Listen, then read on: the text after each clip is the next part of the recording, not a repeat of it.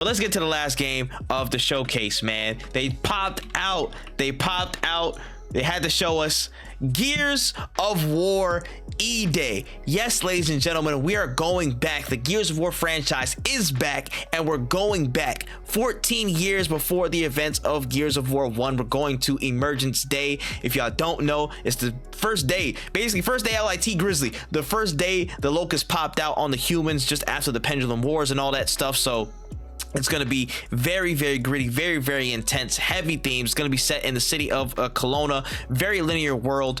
It just very, very just over the top, you know what I'm saying, action. A lot of people said there's going to be like a little bit of horror hints in there. Of course, we're taking reins back over Dom and Marcus Phoenix. You know what I'm saying? The Chronic 2 back in the building as younger men. It just involved the soldiers as cogs. This is going to be interesting, bro. I was happy to see this. When talk to me, how are you feeling about Gears of War E-Day? So, as you all know, very much not the Xbox kid growing up, but what I will say is that Gears of War is a franchise that, while I was growing up, I was watching a lot of content from them. I used to watch a lot of like the cutscenes because I didn't have an Xbox, and I am excited to explore this area in the lore. I remember like seeing Dom, even though I never played the game, seeing Dom like again was pretty emotional, because I was like, oh shit, man, he's alive. And it's like knowing the story and then seeing his face again, I'm like, okay, cool, so this is dope. Seeing E-Day, very, very much important to, I'm sure, a lot of Gears fans. If you're somebody who's a Gears fan, this is probably one of the most exciting things, because it's an event that doesn't really get covered as much, and it's an event that doesn't that holds a very significance to the lore. Like I'm trying to find a good example in other mediums, and I'll probably think of it more, and if I think of something relevant. Yeah, we had some nod to it in Judgment and stuff, but again, Judgment was Judgment, so I don't yeah, it's like watching, it's like if they reference Clone Wars post Darth Vader. Like if you're watching Star Wars and they talk about that, it's like that level of stuff. Like you finally get to explore that more than anything. That is what is very exciting about it. I'm excited I'm excited for this game because I think it could be a really good resurgence for the Gears franchise. They could start here, remaster 1 and 2, put those on PC, remaster 3, put that bad boy on PC, and like, no, you don't even really have to like do much. Just give it a little coat of paint. 1 and 2 you might have to do a little bit, but 3, give it a new coat of paint, throw that bad boy on there. Everybody's gonna enjoy some Gears of War. People, it's a franchise that is very much not like many other, and it's one that popularized the cover system in a third-person shooter. Not many games did that before them. Like back in the day, you used to just crouch behind cover and just hope that would be it. But now, if you're in a third-person shooter, it's almost weird when you don't have like a snappy I'm a jump to cover, I'm a transition to cover type of gameplay. So they really were the pioneers of that, and I'm excited to see them back in the forefront. Yeah. Hopefully this isn't a Halo Infinite type of situation. Hopefully this is a good a good Xbox exclusive, because I mean, I would love to see this franchise back in the limelight.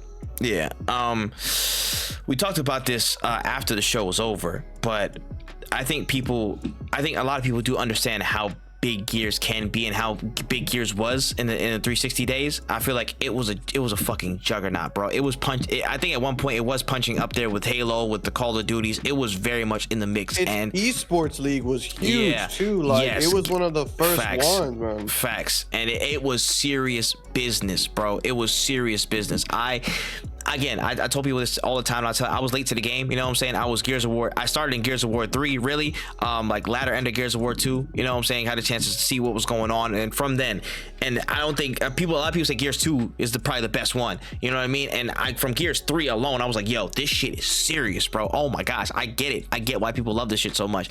The gritty gameplay, the fast, you know what I'm saying? Not necessarily fast move, but the wall bouncing at least. But the super tight gunplay, again, cover system, things just look really, really distinct. It's just so, you know, gritty, gory, action heavy, pedal to the metal type shit. And I really, really did enjoy it when I had my first go around. So seeing it back in this form is really, really pleasing to me.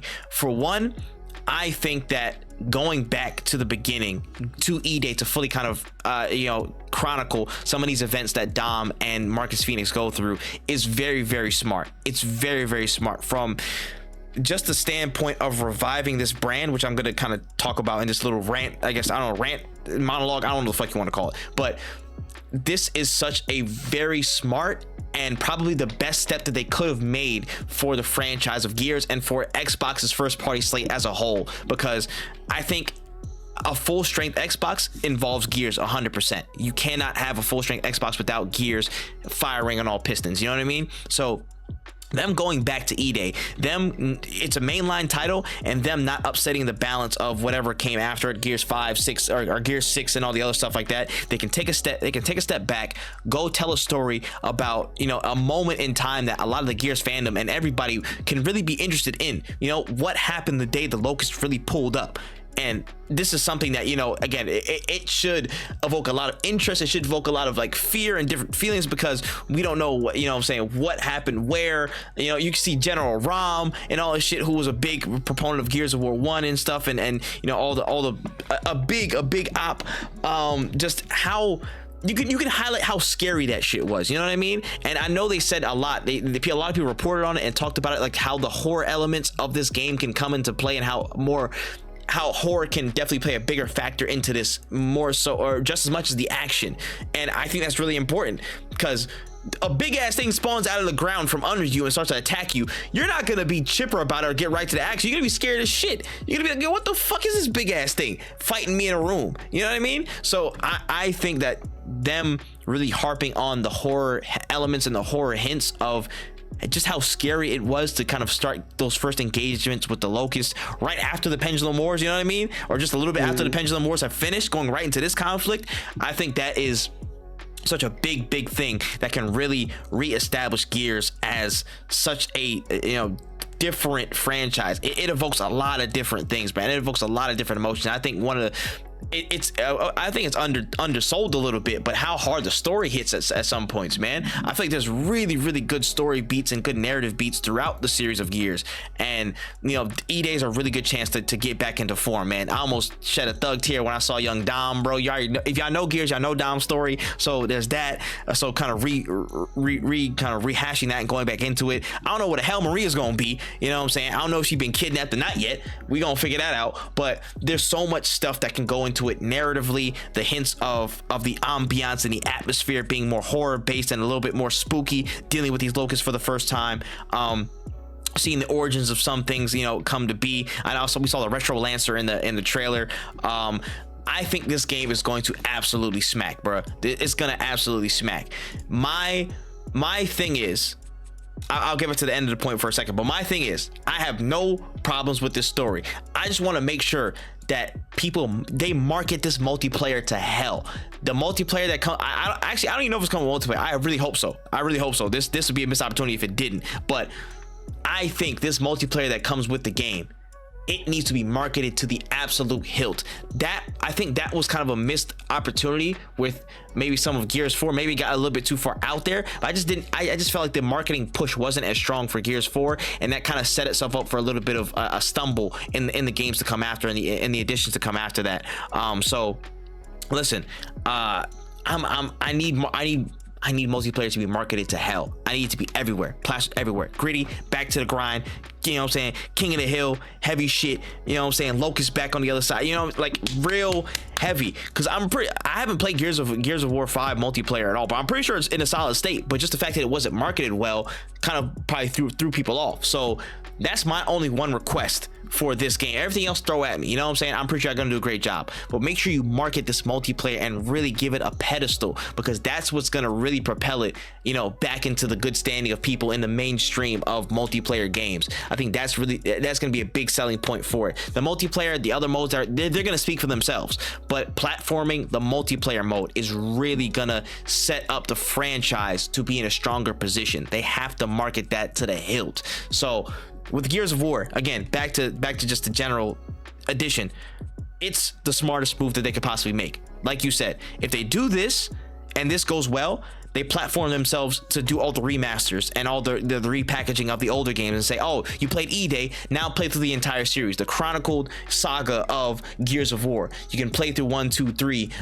Fuck it, they can throw Judgment in there if they want. They can make a little tweaks if they want. I don't care. You know what I'm saying? Judgment was alright. Yeah, it was but do that, and then you play Gears 4 and Gears 5 again. It's back, and then you get, and this is building up all this momentum, because if E-Day hits, you're off to the races, and you can remaster everything which everybody already knows and loves. You put the multiplayer back in there, you throw some modes to refresh it, and when you get to Gear 6, you have all this momentum that you snowballed from E-Day, and you can have a big bang with what comes next. The multiplayer is going to be, you know, hopefully put back on the pedestal that it should have been. The campaign and stuff is going to speak for itself, and you have that investment from new fans going back to the beginning and seeing the Gear saga through the remasters and what they're doing.